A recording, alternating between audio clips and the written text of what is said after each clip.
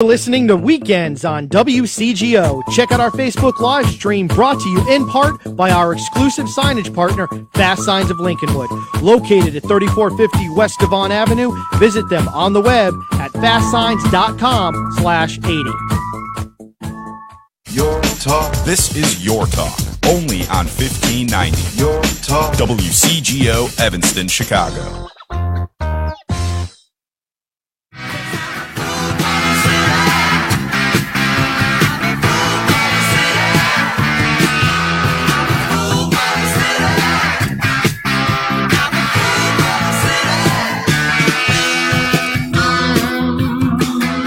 Welcome.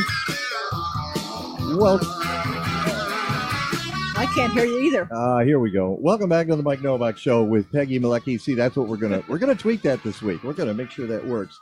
And that introduction, "Fool for the City," is kind of an homage to you, Tom Tresser, because first of all, it's from our formative years, little foghat, and it's also because you are kind of a fool for the city. You, in a good way, you fight for the city. I called you on my blog a civic warrior, and thank you. And I'm sure that to a lot of people, you're a civic pain in the derriere. All right. I bet you've had more than one person look kind of pull you aside and say, "If you ever say that again." Well, first of all, thanks a lot for bringing me on your air. Yeah, I think I heard you in the before saying that we've known each other for 35 years. Oh my God, I used to have hair. Yeah. For those of you in your viewing pleasure, you can see. I still have mine. I don't know why. I have no idea why. Quite distinguished, I might say. But yes, we were actors back in the dim early days. Oh my goodness. Tom came to my theater company, the Commons Theater, and auditioned, and obviously was good because he got cast in a play that we did. We were, for those of you listening on Facebook live stream, during the commercial break, we were doing a little Shakespeare here. But we did a play called Dashiell Hamlet, right, the classic mystery. And it was basically, I was one of the four authors, Kathleen Thompson, Paul H. Thompson, and Mike Nussbaum, who directed it and is still a director in Chicago. We wrote this play, and we based the Hamlet story in film noir, L.A. Yeah. I love the clothes. Just the clothes were the best. The costumes were amazing, yeah. And it takes place in L.A. in a film studio right after the war. Mm-hmm. And I thought the piece was brilliant. It never went anywhere. But I got to get blown away by the Horatio character, I think it was, who was the detective. Yeah, right. And he was smoking a cigarette under the lamplight. It was so noir. And every night I got blown away by a 45. Went through the railing of the stairway. It was magnificent. Yeah, it was a lot of fun. You were very good in the role. You were kind of a lizardy character. That's right. I was channeling my inner lizard. But those were the days. But what's so interesting, when I look at your biography, I didn't realize that at that time you were already engaged in civic activity. Right. Well, it's funny because, I was starting, as an actor, then a theater manager. Then I became a theater activist as the far right attacked the arts in 1990. And But wait a second, weren't you doing something in 1972? Well, my first voter registration campaign was in college. Yeah. In the 1970s. So you had already begun to do this kind of thing. So you were setting the stage, no pun intended, for what you were going to do exactly as the 80s ended. Yeah, right? I even in high school I was doing civics. But seriously, though, you do voter registration and you do other things, volunteer work. But my attention really turned to American civics after a good career in the arts and producing, when the far right started attacking the National Endowment for the Arts in 1991. The so-called culture wars, which we lost. But I ran around the country. Now, why do you say that? Well, because they attacked the arts and built their own musculature. So the far-right organizations like the Christian Coalition and the Focus on the Family and many others raised tens of millions of dollars and activated their base fighting the arts. So why is it that the fans of the arts and friends of the arts can't become musculature as well? That's the question I've been asking, Mike, at every level for 30 years. Telling our colleagues, not just in the arts, but let's call them the nonprofit world, the do-good world, the folks that are trying to make a difference in this world, across health, environment, women's issues, every kind of person that's trying to do good for the larger society, usually in some kind of nonprofit setting. And I've been asking them this very question. We need to put our people in office and have them govern according to their values, which is about service, repairing, thinking holistically, et cetera. Those are some of the values that I think we share. And that's been my argument to my colleagues below these many decades. Well, yeah, and you need to take that information and become strong with it and say, no, what we're doing here is good and healthy for our society. Yeah, and I use the environmental movement as my example. So I would say to people in the arts or in the nonprofit world, look at our colleagues in the environment. When was the first time you heard the word ecology? So think about that. Marvin Gaye. Well, for me, it was a class in college in 1970, and the professor was speaking about this word, and it sounded like it was caught in your throat. Ecology. What does it mean? And he's like saying, "Well, I'm trying to explain. It's a network. So when you piss in the ocean, the polar bear coughs.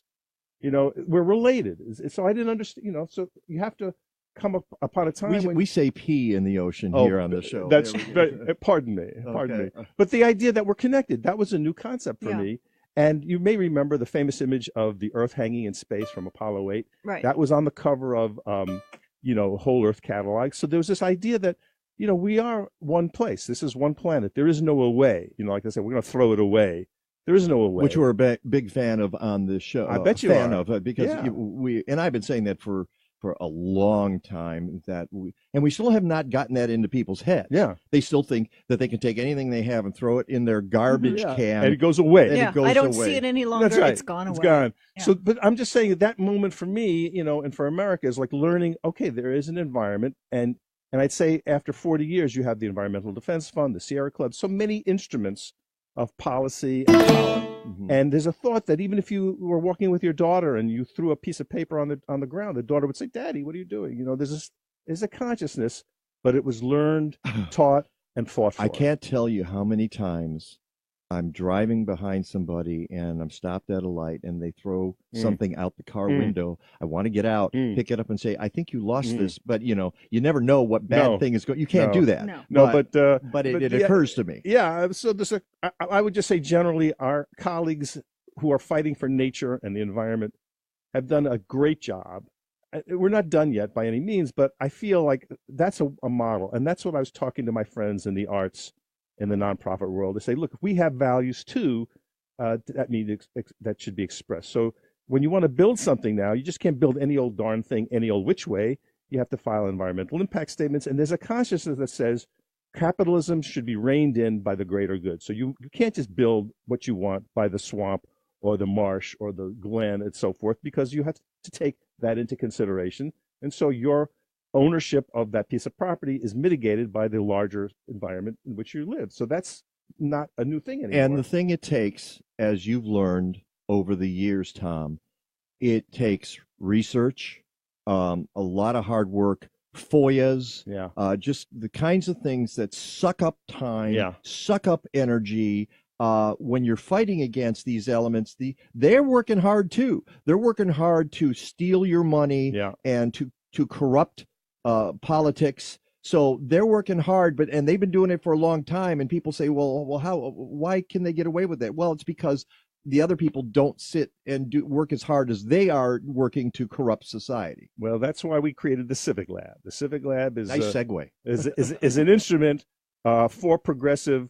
It's a do tank. It's a do tank to advance civic engagement and social justice in the way that you're speaking of. So, we have accelerators and labs and all sorts of things for business and technology. Incubators, things of that nature. Social justice needs that same help, and that's what I've been devoting my career to these last few years. But to go back to Michael's original question about do people say my name and spit? Well, I'd like to think that some people do.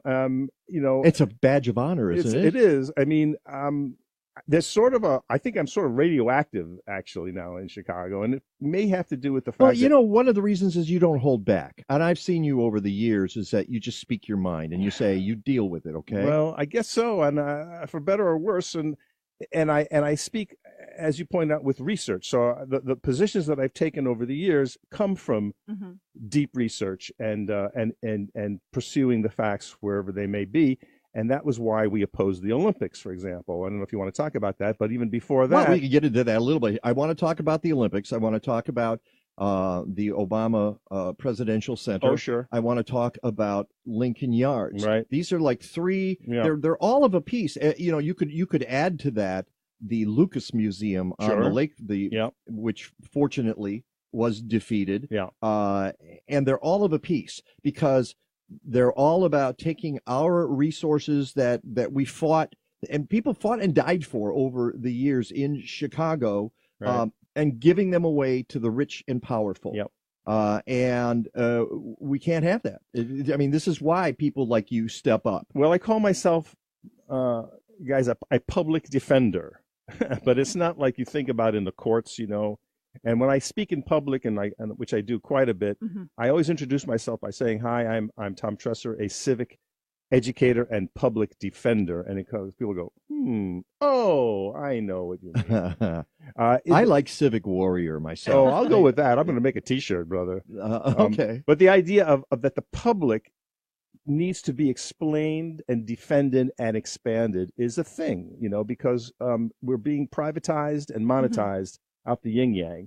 So that which is public, stuff that we all own together. The commons. The commons. So it's like no one owns the air, no one owns the water in that sense. So we share it. We must steward it for the future, right?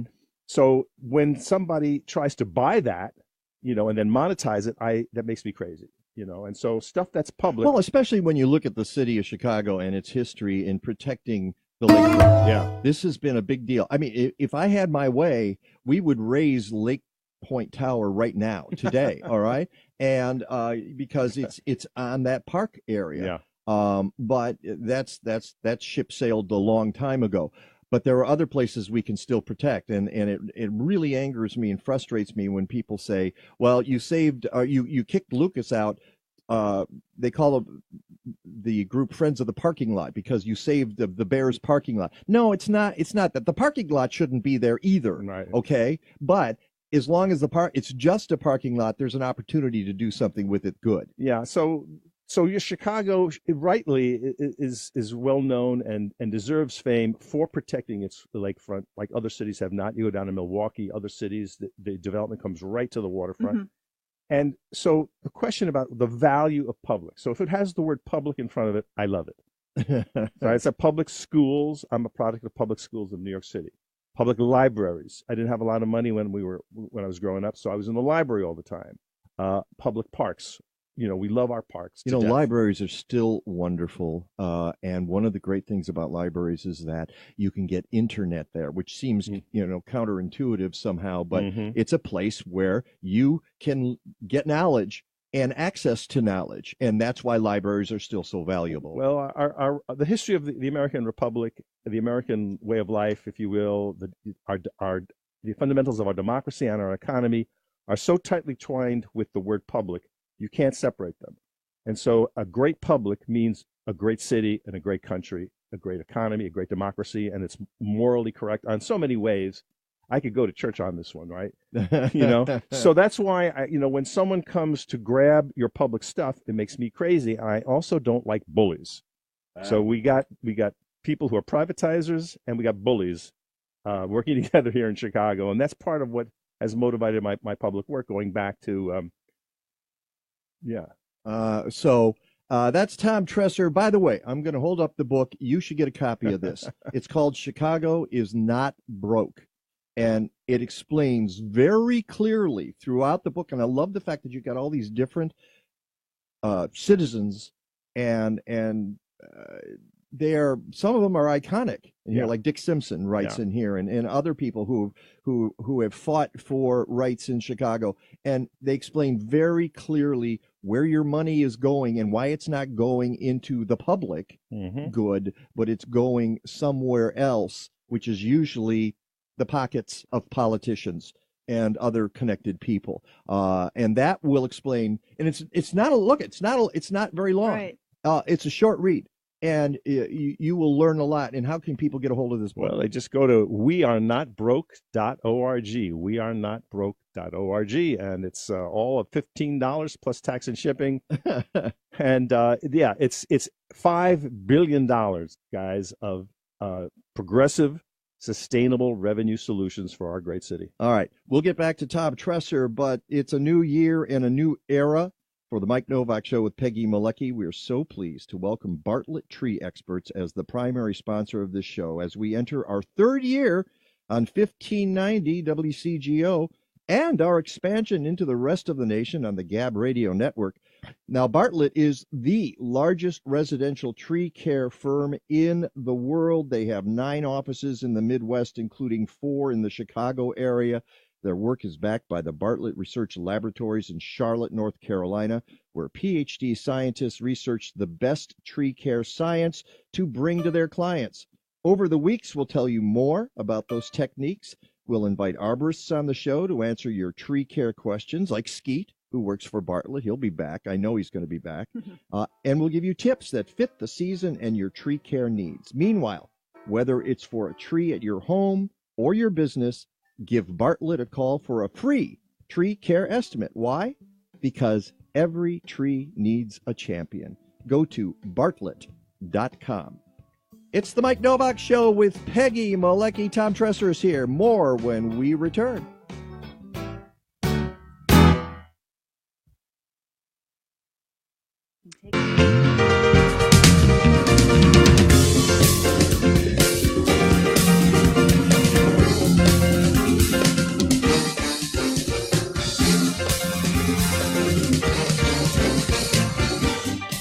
See, every song has a theme here. This one, of course, is Elton John's Burn Down the Mission.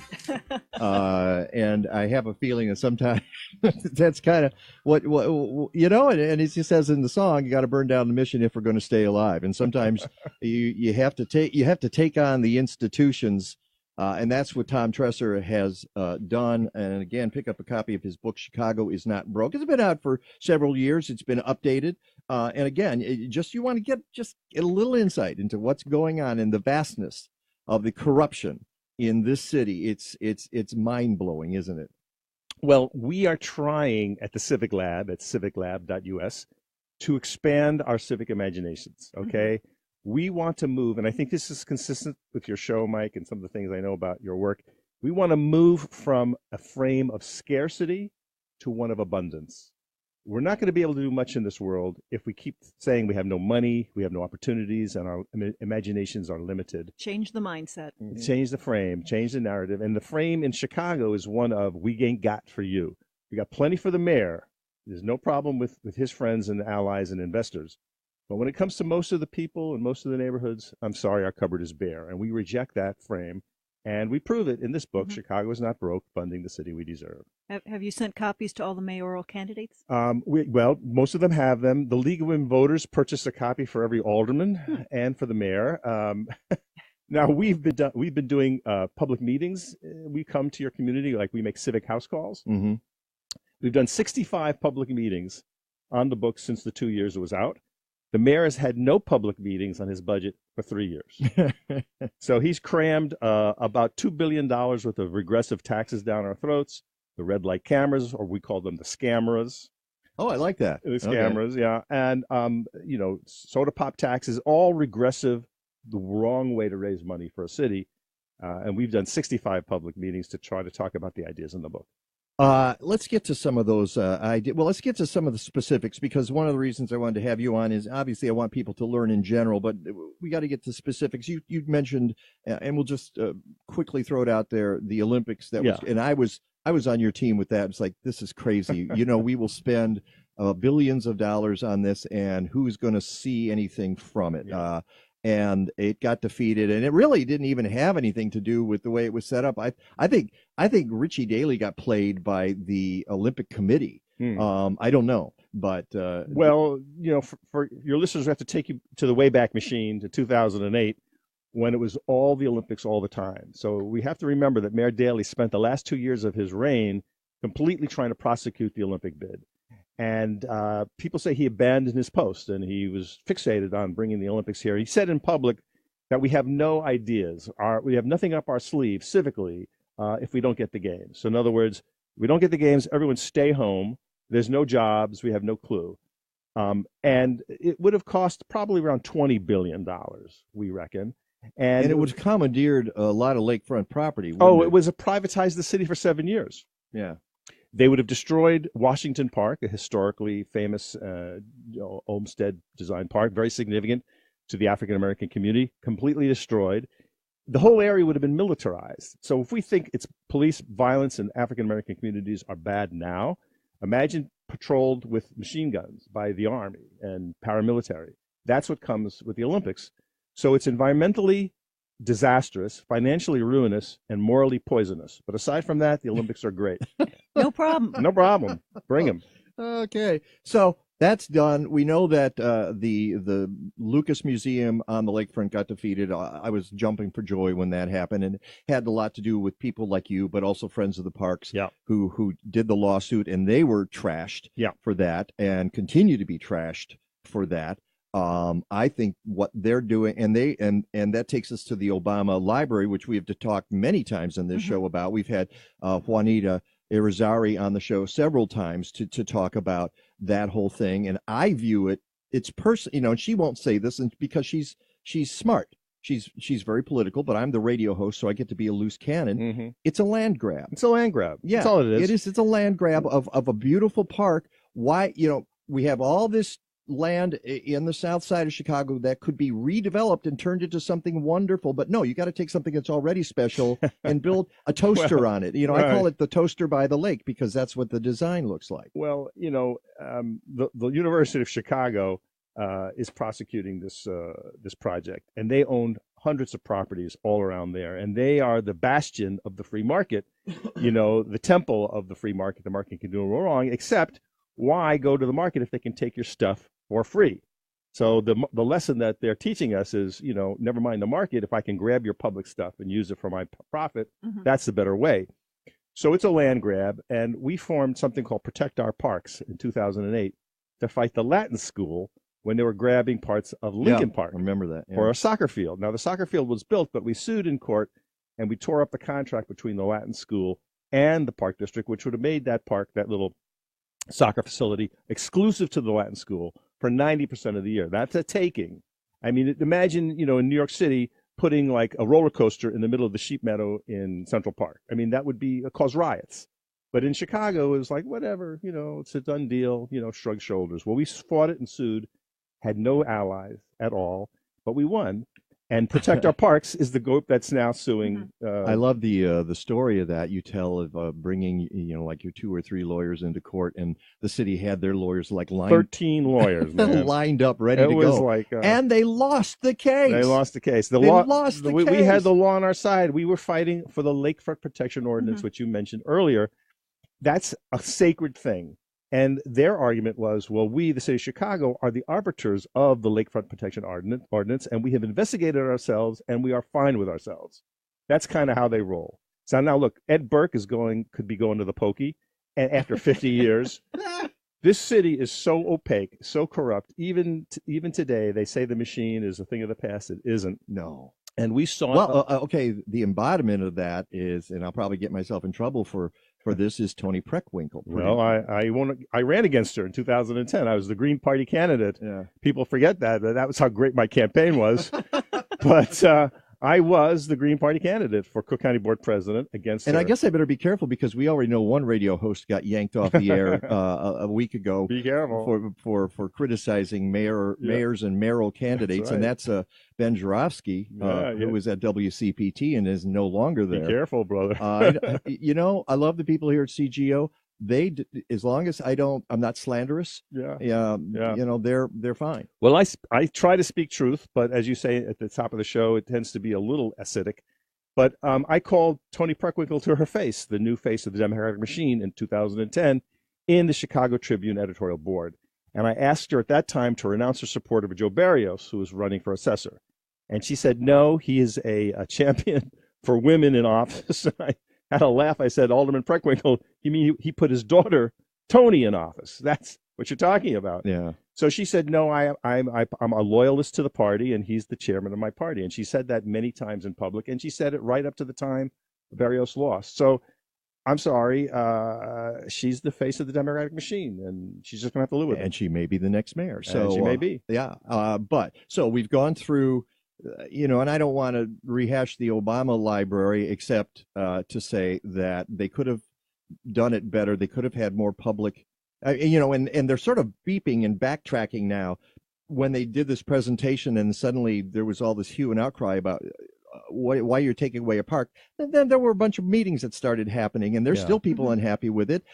And the thing that really frustrates me, and I read an article that was written 2 days ago or 3 days ago about the golf course that's supposed to happen, the Tiger Woods. And you know what it was? It was some fluff piece written in Chicago about, hey, isn't this great? Tiger Woods is designing a golf course. And there was no mention about the land grab and the bird sanctuary that was going to be impacted and all, and the fact that it probably priced the average Chicago citizen out of that golf course. The cost is going to go up by 1,000%. I know. I play golf. I like golf. Okay, I cannot afford to golf at most places. No, you won't be able to go there. I won't be able to golf in the city of Chicago. So it's a kind of a city beautiful gentrification master plan that's been rolling in the city for at least 100 years, since the Burnham Plan in 1909. So the idea of building this thing in public land is offensive.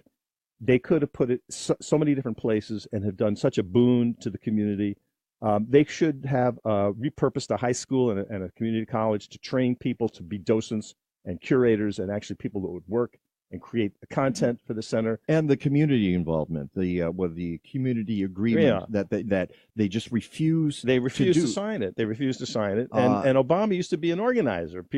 So he understands it, and the reason he would have been he would have been fighting for a community benefits agreement. Don't get me wrong here. I like Obama. I like the Obamas. I think he was a great president. This has nothing to do with that. It really has nothing to do with it. It has to do with taking our parkland away from us in Chicago, when you could have easily, because you're a multimillionaire and you've got all the resources in the world behind you, you could have picked someplace else. The people on his board are the wealthiest in America. So he's got billionaires at his beck and call. They could have bought anything they wanted. They could have built anything they wanted. So it's a land grab, and we'll have to leave it at that. All right. So we moved from Tiger Woods and Obama on the South Side, and we got 2 minutes, but when we're going to finish this, we're going to the end of the hour because this is what's happening right now. Even more. This is going to affect the city of Chicago even more than the Obama Library, and that is Lincoln Yards. Creating new parkland. We want to create new parkland. It doesn't look like it's going to happen particularly. We've had Wagasback on the show. We've had Alderman Michelle Smith. They're in the neighboring wards. We've had Brian Hopkins on the show, and I talked to him about it. And there have been meetings now, and we're going to pass a new TIF district over my dead body. Well, I know, and I want to talk briefly about TIFs, and that's kind of the reason I brought up Ben Jarofsky, because he's been the TIF guy. You and Ben have been like this tag team about TIFs in the city of Chicago and the destructive nature. Ironically, TIFs started by Harold Washington. True story. And so you look at that and you go, how did this all go wrong? But that's money that used to go to our schools and go to our public libraries and go to our parks. $9 billion taken off the table since TIFs were created. In the city of TIFs, Chicago. Real quick, a TIF is? It's a district created by the city that sucks property taxes in the name of development, but it's really a slush fund. Well, that's what it's turned into. There you go. Tom Tresser calling it as he sees it.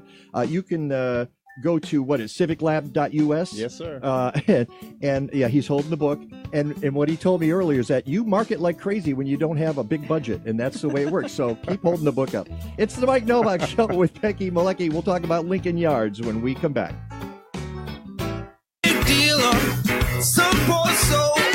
Welcome back to the Mike Nowak Show with Peggy Malecki.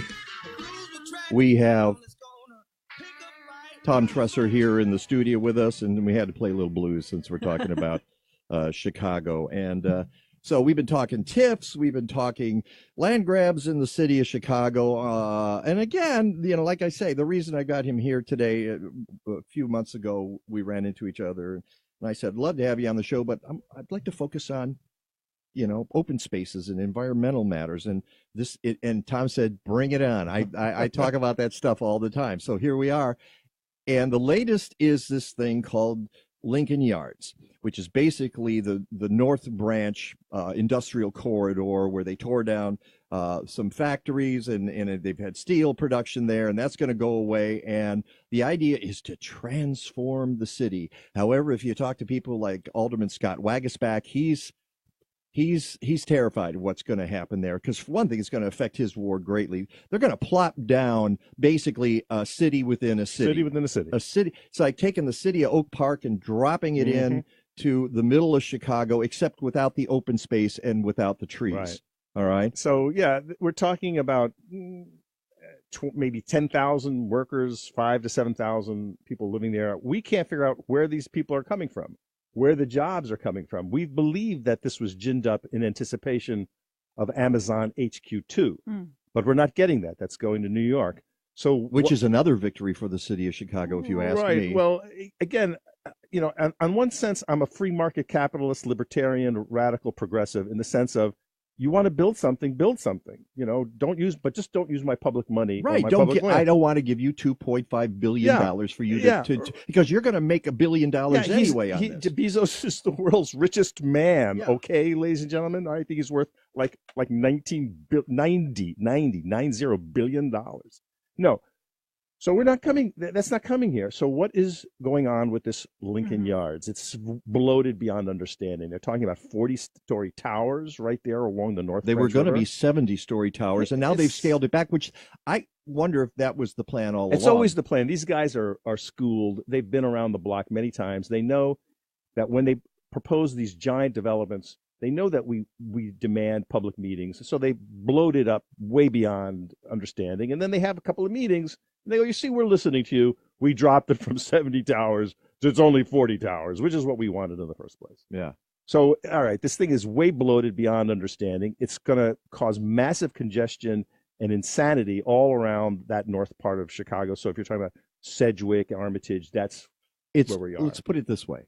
It's already congested. Now, part of the reason is because the bridges over the North Branch of the Chicago River. There's only a few places where you can go across the river. Yes, they're inadequate. So they're going to add a few more, but they're also going to add, I don't know, 5,000, 10,000, how many? 50,000 people, and at any given time, because people coming into work, who knows what the number will be. And a metro station and everything else. All the things that they're demanding is going to has caused them to create a TIF to support all this, which is going to suck $1.3 billion off the table to support this development. And what we're trying to say is, look, Chicago's history is where developers run the show. It's the tail wagging the dog.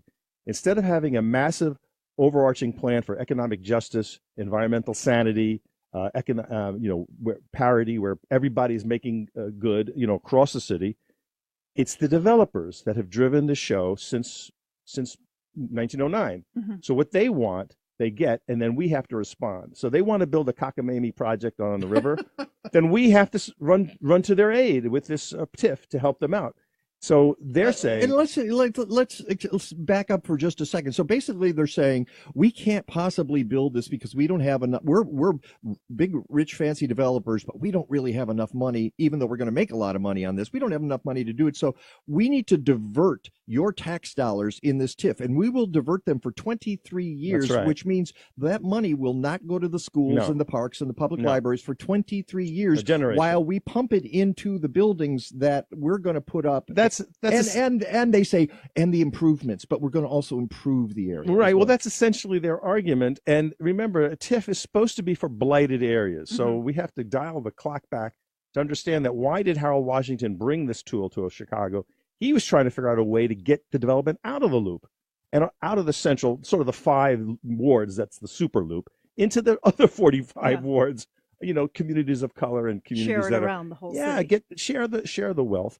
And that's what he was trying to do. But when he passed away, Richard Daley II came in, and someone in his shop discovered this TIF thing is the goose that lays the golden civic egg.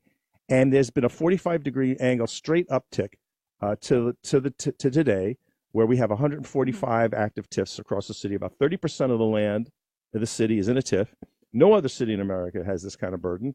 And last year, they sucked $493 million, these TIFs, off the table. And as you say, the losers are the other units of government that rely on property taxes. Mainly the public schools. Yeah, public 56% should be going to, that's been sucked out from the TIFs. Are there any checks and balances on where this money actually is going? Not if you can check and balance the mayor. And the last time I checked, we have a rubber stamp city council that in its entire history of record keeping has never gainsayed the mayor. So they want this TIF. How big? How many million or billion? It'll suck 1.3 billion. 1.3 billion. All right. So they want this TIF, and now we're negotiating.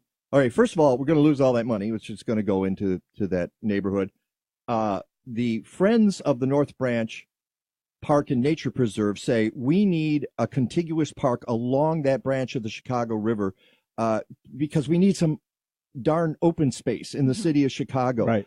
And they've been fighting that. The developers have been fighting it like crazy. They rolled out this thing. We were at the meeting on the 29th of November. I was at the meeting on the 14th as well. And I know you've been a lot more meetings, Tom. And they show you these grand schemes, including the stadium, a soccer stadium, which, frankly, I don't understand why the soccer stadium's there at all, Tom. Well, it's co-owned by the Ricketts family. So they're going to figure out a way to make money from the minor league soccer. Next to that is an indoor arena, maybe 10,000 seats, to be owned by Live Nation. And we have to remember the mayor's brother, Ari Emanuel, is on the board of Live Nation, so the fix is in. Our club owners, our small club owners like Empty Bottle and Subterranean and Martyrs and places like that produce live music are up in arms. They're afraid that their livelihoods will be ruined by these venues, and they have a right to be fair. So when Alderman Wagasback, we got 2 minutes here, so we're going to wrap this up. We got when Alderman Wagasback and Michelle Smith were on the show last April, they said we want a 24-acre park. Yeah. And so in their benevolence, the developers come back at the November 29th meeting and say, hey, we'll give you 20 acres. And I'm like, we can't even get the 24 acres that we're asking for this. Well, you got to remember when Burnham did his plan so many years ago, he called for 10 acres of open land per 1,000 residents. And according to the National Trust for Public Land, we're at 4.4. So we're not even halfway there. Yeah. So here we are. This is going to be fought. One of the things that needs to happen before we go is all the mayoral candidates need to take a stand on Lincoln Yards. Yes, that's true. They true. need to say what they believe in terms of Lincoln Yards and open space. This could have been an opportunity for us to set a precedent for the world. This is how you develop a downtown area. Instead, it's the same old. Yeah. And it's nonsense. Yeah. No new TIFs. Hashtag no new TIFs. And no deal without a park. No deal without a park. Tom Tresser, thank you very much. Go to civiclab.us. If folks want a copy of the book, they go to wearenotbroke.org. You're going to be back. We're going to be discussing this for a long, well, maybe not. It might get rushed through, and don't be surprised if that happens. We'll still be discussing it. Thanks to Tom Tresser. Thanks to David Perling. Thanks to Randall and Ellie. And even Andrew. Okay, until next time, go green or go home. Stadler? What? Is that it? Yes, it's over. How'd you like it? I don't know. I slept through the whole thing. Well, you didn't miss much.